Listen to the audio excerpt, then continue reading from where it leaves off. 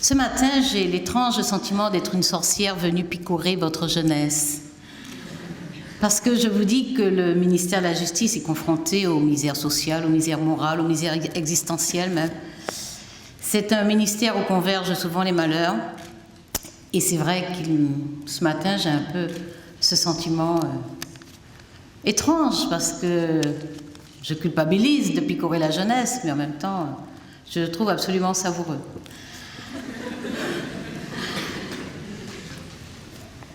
Je vous invite d'ailleurs à vous soigner pour que ce que je picore soit de bonne qualité. Je vous entends tousser, donc je pense que vous avez été assez malmenés par vos voyages nocturnes, mais c'est bien à cet âge-là qu'on peut vivre ainsi. Monsieur le Président du GENEPI, Messieurs les présidents OIT, représentants des prisonniers basques, Monsieur le Directeur Général, merci de nous accorder l'hospitalité en ce lieu d'excellence, de savoir, où d'ailleurs la température est tout à fait satisfaisante. Madame la sénatrice, chère Claire-Lise Campion, merci d'être là, chez toi. Monsieur le ministre, président de Une ou Deux Choses, surtout fondateur du GENEPI, très cher Lionel Stoléru, c'est avec un immense bonheur et un honneur, je dois dire, que je participe ce matin à cette rencontre du GENEPI, placée sous ton autorité morale, puisque tu es à l'origine de cette très belle association. Il est toujours très sympathique de voir une assemblée composée de membres plus jeunes que l'association qu'ils font vivre.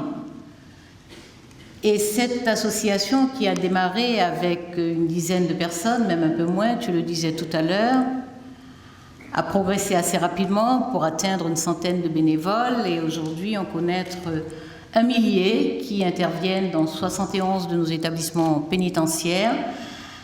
Il est extrêmement rare qu'une initiative jeune, en plus, puisse survivre à ce point au temps, aux difficultés, aux changements.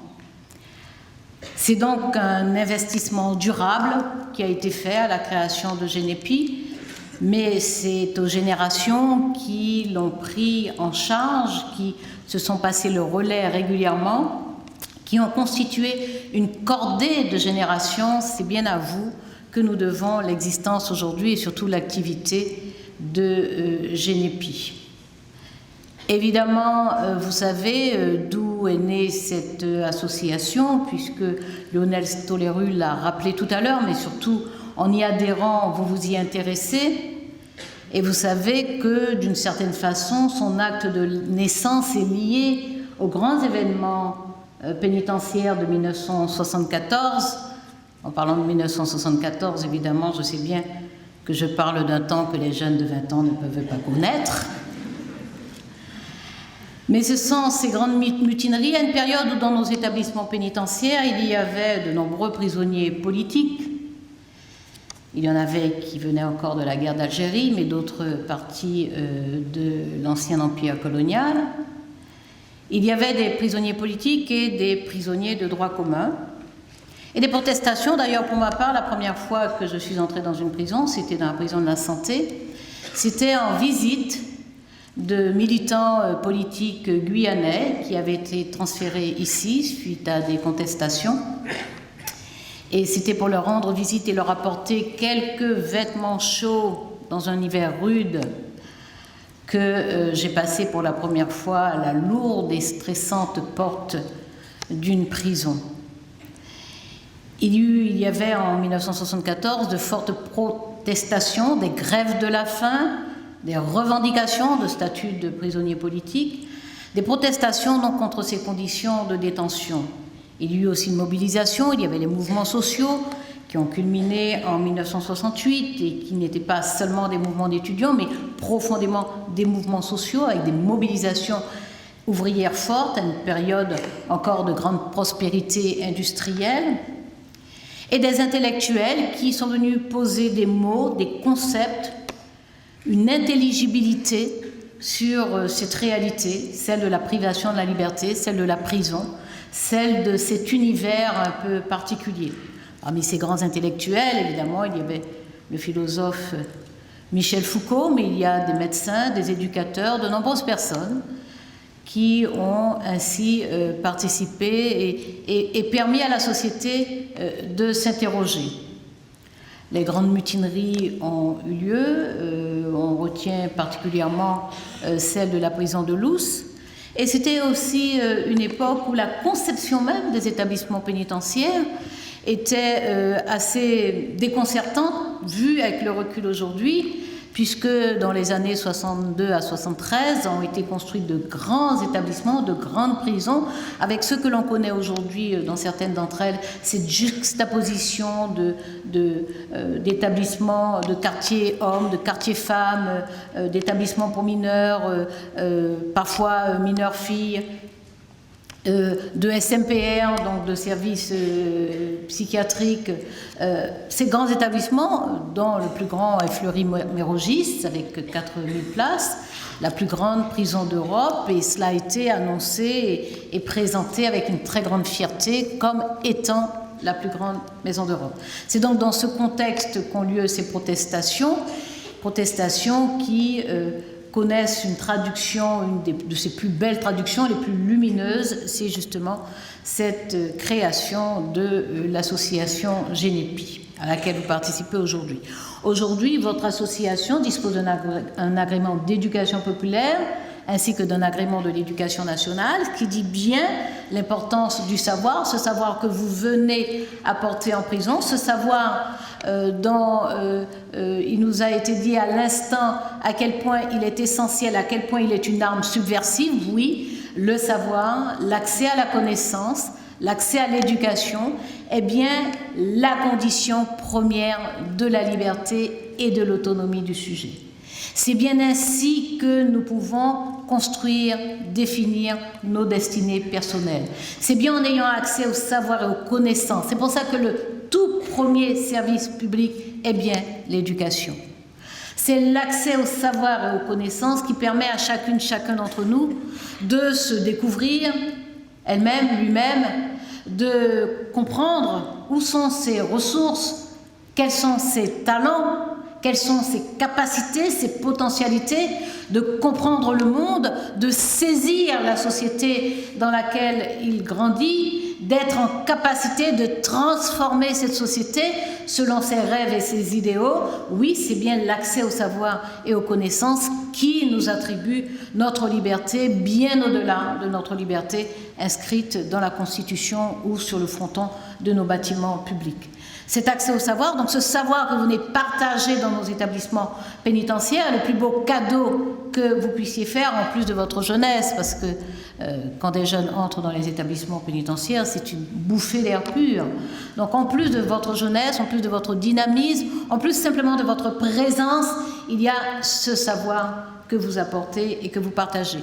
J'ai reçu il y a quelques semaines à la chancellerie, peut-être 2 ou 3 mois même déjà, une délégation de Génépi avec ancienne présidente et actuelle présidente, c'était bien cela, plus quelques membres du bureau. J'ai été, évidemment, je les ai reçus avec une espèce d'allégresse d'abord et de curiosité néanmoins. Et j'ai été frappée par leur sérieux, parce que le sérieux chez les jeunes... Ah, mais moi, je ne vous invite pas à être si sérieux que ça. Hein. Vous avez le droit de vivre votre jeunesse. J'ai vécu la mienne.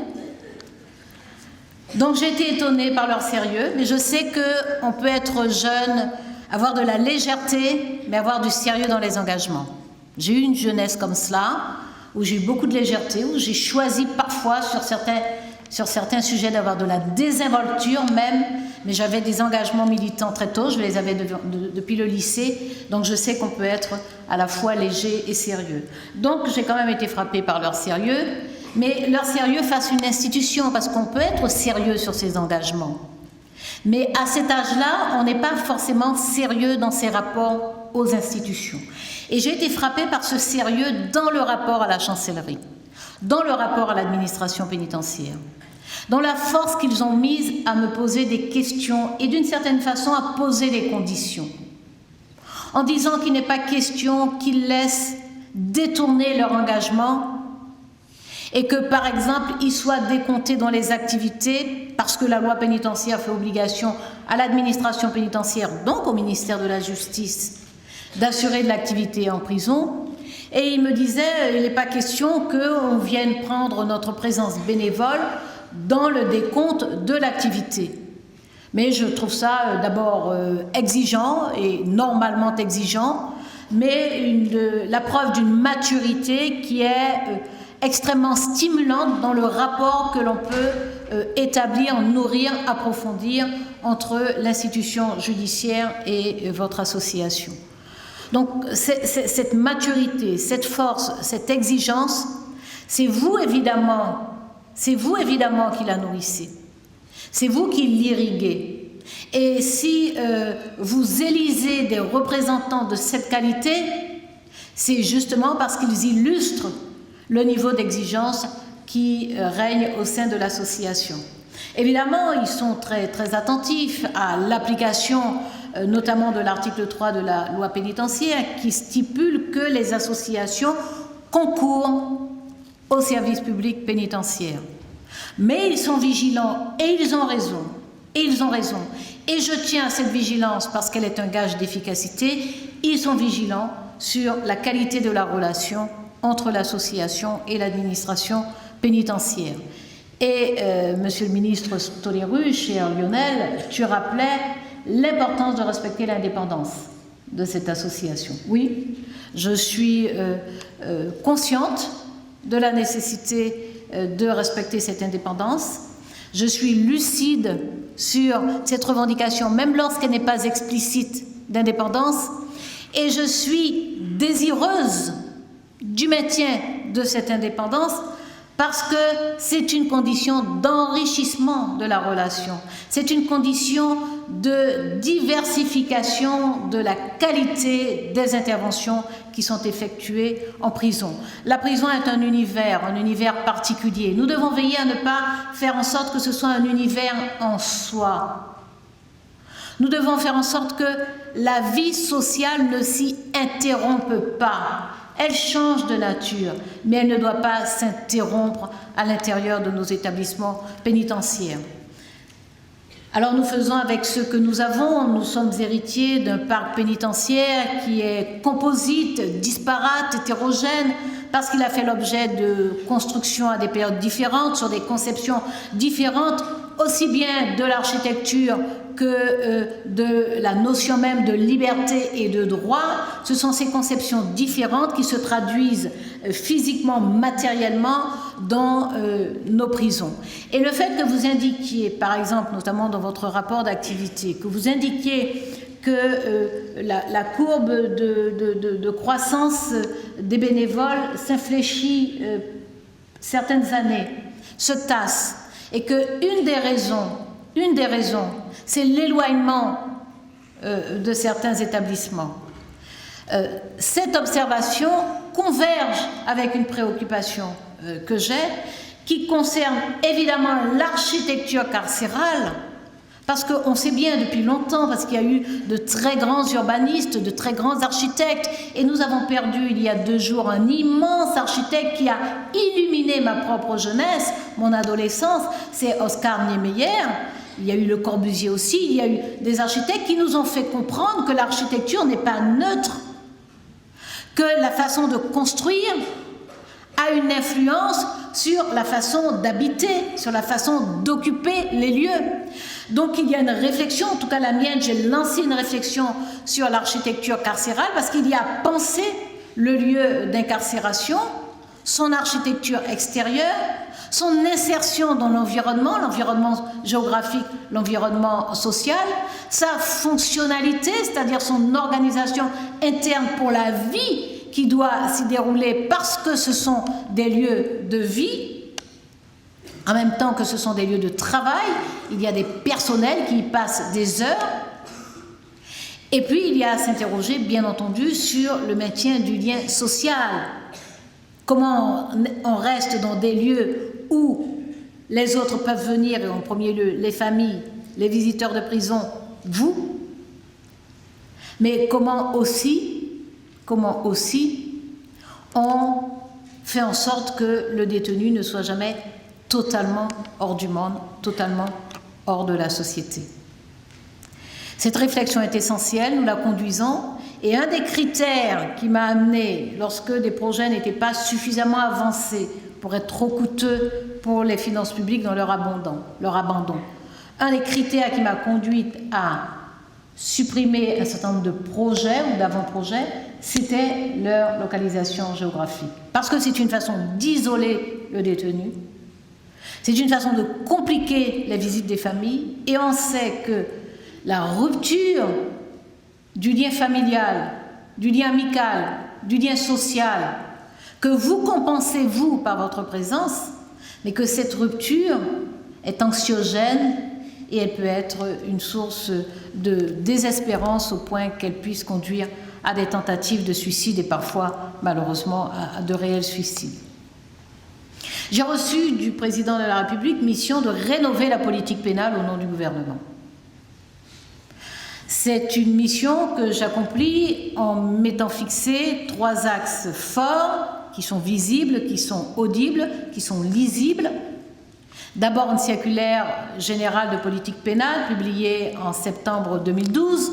Je sais que je parle à des étudiants, je sais que je parle à, parmi vous, des étudiants en droit, donc des personnes qui peuvent trouver intérêt à lire des documents assez peu chargés de sensualité, j'en conviens, mais des documents essentiels pour la vie et pour la compréhension de ce que ce gouvernement entend faire en matière de politique pénale, donc aussi de rendu de justice sur les actes de délinquance ou de criminalité, et même d'incivilité. Cette circulaire générale de politique pénale, que je vous invite à lire si vous n'avez pas encore fait, quitte à en lire juste des passages, établit très clairement les relations entre le garde des Sceaux, les parquets généraux et les parquets. Pour votre génération, je crois qu'il est important de s'arrêter un moment, pas aujourd'hui, mais de s'arrêter un moment, quand vous lirez la circulaire, quand vous aurez des débats entre vous, sur la relation entre l'exécutif et l'institution judiciaire. Vous savez que nous sommes engagés dans une réforme pour l'indépendance de la magistrature, dans un objectif général d'une justice plus accessible pour les citoyens, d'une justice plus efficace dans le respect des droits fondamentaux, d'une justice indépendante, non pas pour les juges, mais pour les justiciables, pour leur garantir l'impartialité du juge. Dans cet objectif général, une politique pénale qui soit la même sur l'ensemble du territoire, et c'est la responsabilité républicaine du gouvernement de veiller à ce que la politique pénale soit la même où que se trouve le citoyen qui peut être amené à avoir affaire à la justice. Dans cette responsabilité, il est important que nous veillions à la modernisation de notre démocratie. Et c'est pour ça que dans cette circulaire générale de politique pénale, je redéfinis les relations entre le garde des Sceaux, les parquets généraux et les parquets. Pour le reste, j'y énonce des principes directeurs. Ces principes directeurs sont fondés sur la nécessité de redonner de la marge d'appréciation aux juges, c'est-à-dire de postuler l'individualisation de tout le processus, la procédure, le prononcé de la sanction, par rapport aux faits, par rapport aux circonstances, par rapport à la personnalité de l'auteur et les modalités d'exécution de la sanction prononcée. Cette individualisation est indispensable et c'est elle que vous faites vivre aussi dans vos relations, dans vos visites à l'intérieur de nos établissements. Le rapport direct que vous avez avec les détenus, la relation qui s'établit, les combats que vous menez en tant qu'association, en tant que militant bénévole pour les droits des détenus, notamment le droit à l'expression collective, notamment le droit de pouvoir choisir les activités auxquelles ils peuvent participer. Vous contribuez à cette individualisation parce qu'elle est essentielle. Cette politique pénale, cette circulaire de politique pénale indique donc à la fois l'architecture des relations exécutif et parquet, énonce les principes directeurs et s'ajoute évidemment à un programme concernant nos établissements pénitentiaires. Dans cette circulaire de politique pénale, où j'indique que les prononcés de peine d'incarcération doivent se limiter strictement aux dispositions prévues dans la loi pénitentiaire de 2009. Cela entraîne évidemment que, aussi bien ab initio, c'est-à-dire au moment du prononcé du jugement, qu'après, durant l'incarcération, vers la fin, sur les reliquats de peine, les aménagements de peine qui sont actuellement prévus dans le Code de procédure pénale puissent être utilisés. Et en toute logique et en toute cohérence, dans le budget de la justice, j'ai fait inscrire des moyens croissants pour les aménagements de peine, qu'il s'agisse évidemment des travaux d'intérêt général, qu'il s'agisse des bracelets électroniques, qu'il s'agisse des quartiers de semi-liberté, qu'il s'agisse des places d'hébergement et du placement extérieur pour les libérations conditionnelles. Il y a donc parfois le doublement des budgets précédents sur les moyens d'aménagement des peines. Avec évidemment recrutement de juges d'application des peines, ce sont eux qui prononcent les aménagements de peine après le jugement, avec aussi recrutement de conseillers d'insertion et de probation. Ce sont eux qui étudient, accompagnent les détenus de façon à décrire les conditions dans lesquelles la détention se poursuit et si ces conditions sont favorables à des prononcés d'aménagement de peine. Évidemment, il faut un programme de construction pénitentiaire. Vous l'avez dit, Monsieur le Président du GNEPI, oui, il faut régler toute une série de situations. Je ne vais pas vous faire croire, ni à vous ni à d'autres, que nous pouvons régler rapidement la totalité des situations scandaleuses. Il y en a quelques-unes. Nous avons des établissements vétustes. Nous avons des établissements où l'indignité est vraiment la règle. Le focus récent fait sur la prison des Baumettes, dont vous avez raison de dire que c'est une situation qui est connue, le contrôleur général des lieux de privation de liberté a indiqué qu'il y a 20 ans de rapport sur la prison des Baumettes. C'est une situation connue. Il y a d'autres prisons qui sont dans un état proche de la prison des Baumettes. Donc de grande indignité pour la vie des détenus. Mais de grande indignité, de grandes difficultés aussi pour les conditions de travail des personnels pénitentiaires. Un quotidien insupportable pour les détenus, un quotidien extrêmement difficile, à la limite du supportable pour les personnels pénitentiaires. Et travailler à la dignité des détenus, c'est améliorer aussi les conditions de travail de nos personnels pénitentiaires qui portent sur leurs épaules toutes les conséquences des défausses de l'État. Parce que les établissements pénitentiaires, dans un État de droit, contribuent à la vie démocratique. Et lorsque l'État détourne le regard, retire les moyens, est en deçà de ses responsabilités, il transfère sur les épaules des personnels pénitentiaires la responsabilité de faire vivre ces établissements. La plupart de nos établissements sont en surpopulation carcérale. C'est-à-dire que les personnels pénitentiaires doivent faire vivre et assurer la discipline dans des établissements où la suroccupation est source de tension, est source de difficultés, est source de désespérance, est source de violence. Il est temps que l'État reprenne ses responsabilités. Nous n'allons pas perdre du temps. Il nous faudrait beaucoup de moyens. Nous en avons peu. Nous allons donc non seulement travailler d'arrache-pied, mais favoriser la créativité, l'inventivité, utiliser l'expérience, la réflexion des uns et des autres. Les vôtres, celles des personnels pénitentiaires, celles des avocats aussi qui sont en lien avec les détenus, de façon à comprendre comment, avec les moyens actuels, nous pouvons améliorer le fonctionnement de nos établissements, ce qui ne nous dispense pas des efforts de rénovation, et nous en faisons de grands, sur de grands établissements comme les Baumettes, avec des constructions en plus pour les Baumettes, construction à Aix et au Baumettes 2, mais de grandes rénovations sur les Baumettes, sur Fleury-Mérogis et sur la santé. Des programmes de construction, mais je le rappelle systématiquement, avec une politique pénale qui permette l'aménagement des peines.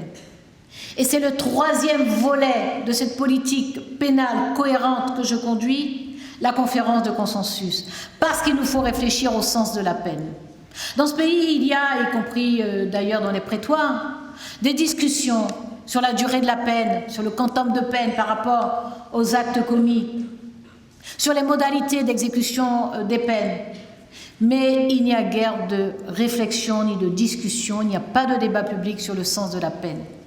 La conférence de consensus vise à permettre une connaissance réelle de ce que sont les peines, de ce que sont leurs effets, de ce que sont les facteurs d'aggravation de la récidive et la possibilité de concevoir d'autres peines.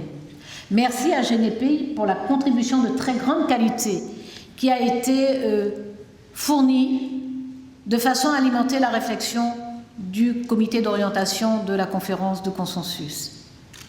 Nous devons réfléchir à la peine. Depuis l'abolition de la peine de mort, la prison joue un rôle structurant que jouait la peine de mort. Terrifiant à dire, terrifiant à dire. La peine de mort a son absolu, qui n'a rien à voir avec la prison, même la prison à perpétuité. La peine de mort a son absolu, sa dimension fatale, irréversible, définitive, et c'est en cela qu'elle n'est pas humaine, qu'elle est inhumaine, qu'elle est hors humanité. Elle a cet absolu. Depuis l'abolition de la peine de mort, magnifique et somptueuse réforme portée par Robert Badinter, la prison semble devenue le refuge de toutes les conceptions, de tous les fantasmes, de toutes les considérations.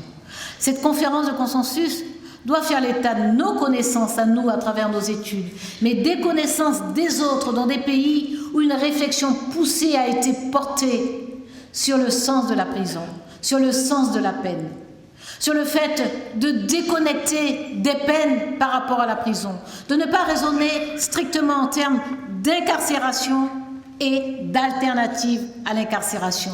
Aujourd'hui, nous en sommes à l'alternative à l'incarcération. Mais parce que nous refusons le renoncement de l'intelligence, parce que nous refusons de capituler devant des défaites de la pensée, du raisonnement, de l'humanité, tout simplement. Parce que nous refusons cela, nous avons impulsé cette réflexion par la conférence de consensus. Que savons-nous de la prison? Que savons-nous des peines de probation? Que savons-nous de l'efficacité des révocations de sursis? Que savons-nous de toutes ces formes de peines qui ont été conçues, de la façon dont on les exécute, de leur lien par rapport aux faits eux-mêmes, ce qui est lié aux politiques pénales, et les politiques pénales de ces dernières années ont été bien désordonnées, mais ce que nous savons surtout de l'effet de ces peines et de leur exécution par rapport aux personnalités des personnes et par rapport à leur possibilité de réinsertion. La recherche est essentielle. Je crois pour ma part, et je parle à des étudiants, je crois pour ma part qu'on ne doit jamais, jamais renoncer à l'effort de la pensée et de la réflexion. C'est pour cela que j'ai fait des efforts aussi, des efforts budgétaires, en faveur d'instituts de recherche et d'études. C'est pour ça que le ministère de la Justice a réactivé dès cette année le travail avec les organismes de recherche et que j'ai confié un certain nombre d'études à des instituts, les instituts de la justice, il y en a, et même à des organismes de recherche, notamment le CNRS. C'est essentiel parce que la société change, parce que les lois sont de portée générale, elles règlent notre vie commune, et que si ces lois ne sont pas correctement pensées, si la société n'est pas comprise, saisie, perçue, dans ses lignes de force, dans ses défaillances, dans ses inhibitions, dans ses générosités, ses éclairs aussi, si tout cela n'est pas compris, les décisions politiques peuvent devenir des décisions dangereuses. Nous devons donc rassembler nos énergies, nos intelligences, les vôtres, celles de nos personnels pénitentiaires qui quotidiennement sont dans nos établissements et les font vivre dans des difficultés financières, budgétaires, dans un environnement physique, matériel extrêmement difficile. Mais rassembler aussi les intelligences et les énergies de ceux qui travaillent sur ces sujets et qui étaient à l'écart, de ceux qui travaillent au quotidien autour, les avocats, je le disais, les magistrats, les conseillers, bien entendu, mais les psychologues, les psychiatres, les sociologues, les assistants sociaux, tous ceux qui, d'une façon ou d'une autre, peuvent non seulement aider à ajouter de la vie dans nos établissements pénitentiaires, mais peuvent nous aider à comprendre, nous aider à décider. Il n'y a pas d'incompatibilité entre les idéaux humanistes et la nécessité dans un état de droit d'avoir une administration pénitentiaire. D'ailleurs, un des grands directeurs de l'administration pénitentiaire, au sortir de la guerre, M. Paul Hamon, était un grand humaniste. Il a présidé une commission de réforme des institutions pénitentiaires. Et il a proclamé au sein de cette commission que la privation de liberté a pour but essentiel l'amendement et le reclassement du détenu. Et d'ailleurs, on peut considérer qu'en 2009, l'article 1er de la loi pénitentiaire s'inspire de ce postulat, en disant que la détention doit à la fois sanctionner contre le préjudice porté à la société, permettre l'amendement du détenu et tenir compte des préjudices subis par les victimes. Il y a donc un retour à cette conception humaniste de ce que peut être l'administration pénitentiaire. Je le disais, ce ne doit pas être un univers clos. Nous devons faire en sorte que les détenus qui sont privés de liberté ne soient pas en plus dépouillés de leurs droits, ni destitués de leur humanité. C'est bien pour cela que, comme je vous le disais tout à l'heure, je tiens le plus grand compte de vos revendications sur l'expression collective et j'ai commencé la diffusion du rapport sur l'expression collective des détenus et je prendrai les décisions qui conviennent pour mettre en pratique cette expression collective. Sur la façon dont le détenu peut intervenir sur le choix des activités auxquelles il participe et sur la façon dont il peut tirer le meilleur profit de votre présence, de votre visite, de ce que vous apportez, parce que le détenu reste un sujet de droit, parce que le détenu va revenir dans la société et parce que nous devons faire en sorte que son passage dans les établissements pénitentiaires ne soit pas une longue plongée dans la désespérance, ne soit pas une immersion dans les frustrations qui vont générer de la haine, n'en fasse pas un individu qui, dans son retour dans la société, soit une boule de rage et de haine. Et grâce à vous, qui apportez de l'humanité, de la clarté, de la joie, de l'intelligence, du savoir dans nos établissements, pour nos détenus, pour nos concitoyens. Grâce à vous, il y a ces raies de lumière qui entrent dans nos établissements. Mais nous devons ouvrir plus grand, plus largement. Et je sais que vous prendrez votre part dans cette modernisation que nous visons du fonctionnement de nos établissements pénitentiaires, dans ces moyens et ces méthodes que nous rénovons pour que le travail de nos personnels pénitentiaires puisse prendre toute sa mesure au service public de l'administration pénitentiaire et plus généralement de la justice. Et grâce à vous, nous ferons en sorte que les détenus ne deviennent pas froids de couleuvre. Les froides couleuvres comme celle dont parlait Clément Marot, qui, vous savez, a été détenu dans la prison du Châtelet, et qui écrivait, c'était en 1526, en interpellant ceux qui ne savent pas ce que c'est que la prison.